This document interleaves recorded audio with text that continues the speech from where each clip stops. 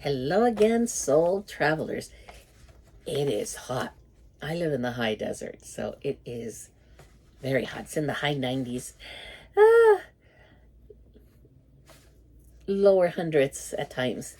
It is hot. So, welcome back to our YouTube channel, The Circle of the Invisible Flame. Today, I'm going to talk to you. We're changing it up. I'm going to talk to you about the meal that made me sick. And I'll be talking to you more about food now. Recently, my husband and I went to a friend's home. They welcomed us with love and cooked for us. Everything was delicious. Meat, rice, salad, dessert, the works. We blessed the food, and we all ate with lots of gratitude.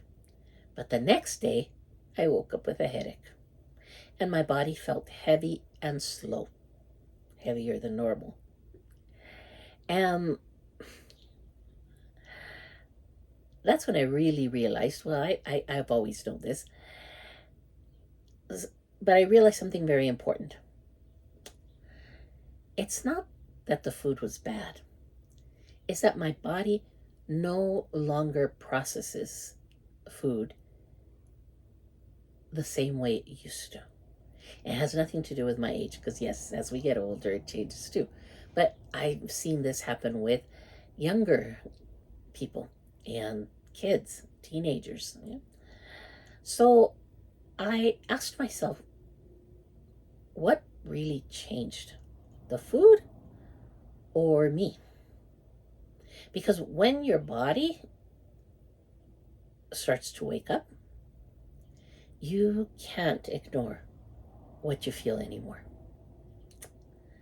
So let's talk about sugar versus mental clarity. There's something I started noticing very clearly. Sugar, particularly processed sugar. It doesn't just affect the body, it affects the mind. After that meal, the first thing I felt was a headache. Yeah. Heaviness, lack of clarity, like something just shut down. And that made me realize something. Not everything that tastes good is good for your body. Sometimes what we enjoy the most, which is usually the desserts, is what disconnects us the most. Bread, candy, beer, alcohol, processed foods, bioengineered foods. I'm not telling you to stop completely. Stop consuming these. No, just observe what happens after. You will make that decision yourself, because your body doesn't just react.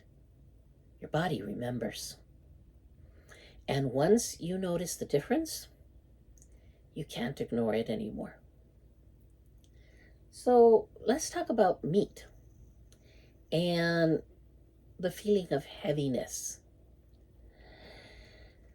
So another thing I noticed was meat in general. All meat.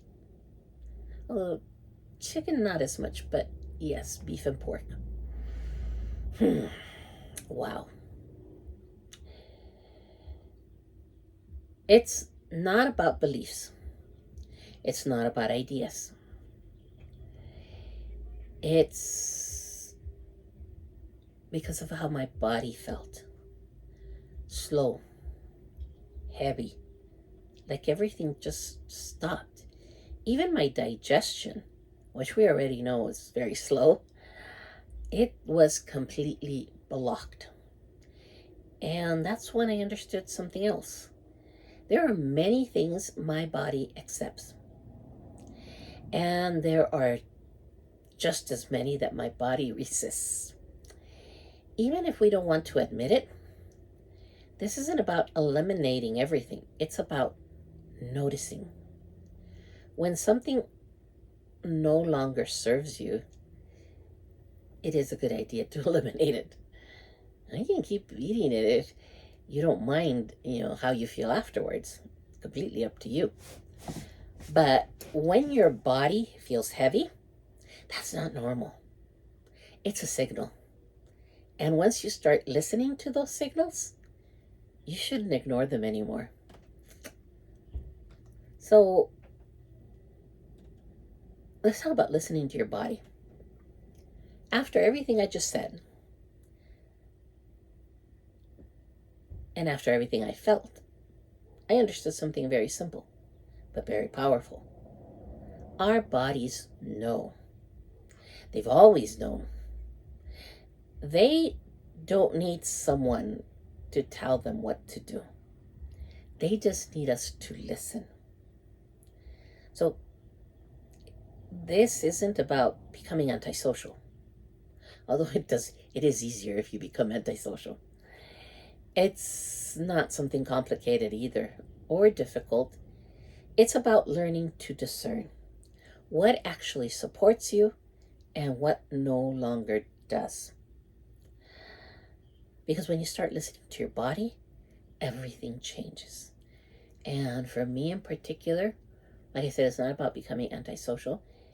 It's easier for me to invite people to my house than for me to go to their house.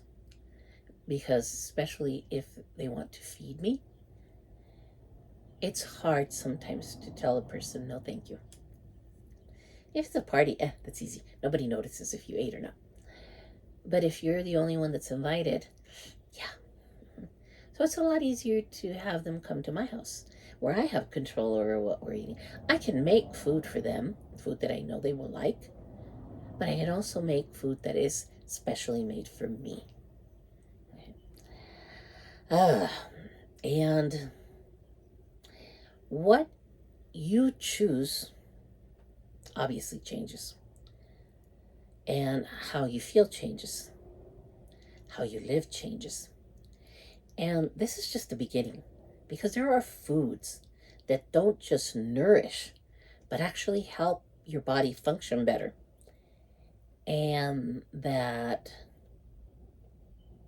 these foods, we're going to explore them step by step. Not all of them here because it would be too much.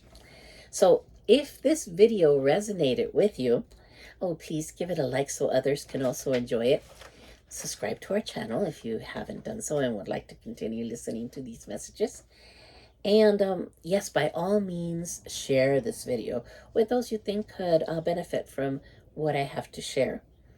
And don't only share that, please share in your comments your experiences with foods and how they have made you feel. If there are foods that make you feel good, mention them as well. Share with us any recipes that you have that contain wholesome, good foods. And I will see you in the next video where we will talk about some of these foods that are very, very helpful for us.